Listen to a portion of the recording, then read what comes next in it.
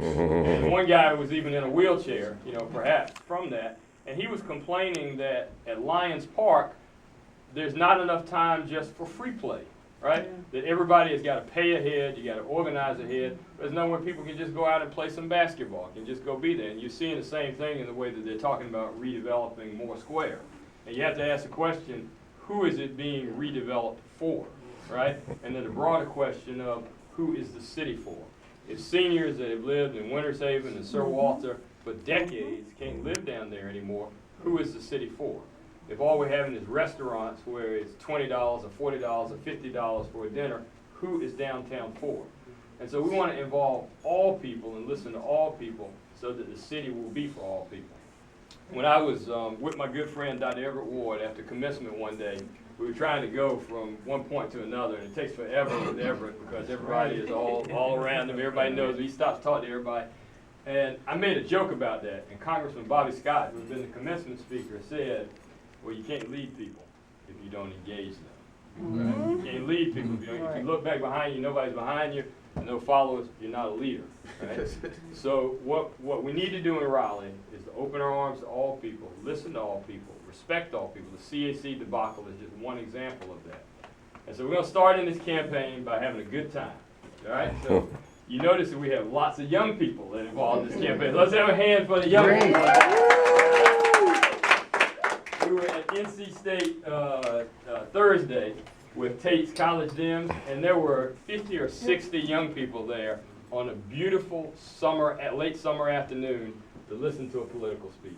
And 30 people volunteered for this campaign. Wow. How about that?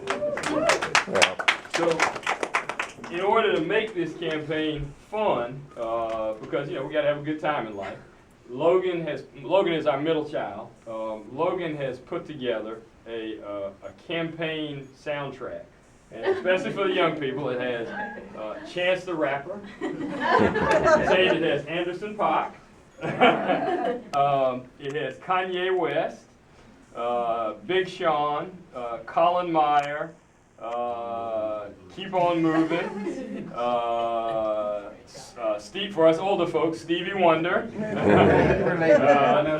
the Jackson 5. We can relate to that, right? We've heard of those groups. So my point is, even as we're doing this important work, we're going to have a good time, and we're going to enjoy this beautiful life, and just remember the reasons that we're doing it. So I've had two experiences in this campaign that have driven home that for me. I want to say, as I talked to Marvia, and let me say, my wife Marvia is right here with me. Go to Marvia, my wife of 26 years. And also with me here is my mother. Mom, come raise your hand. Come on, Mom. Come on. Don't be shy. Go on. Yay. My mother, Florence Irving Francis.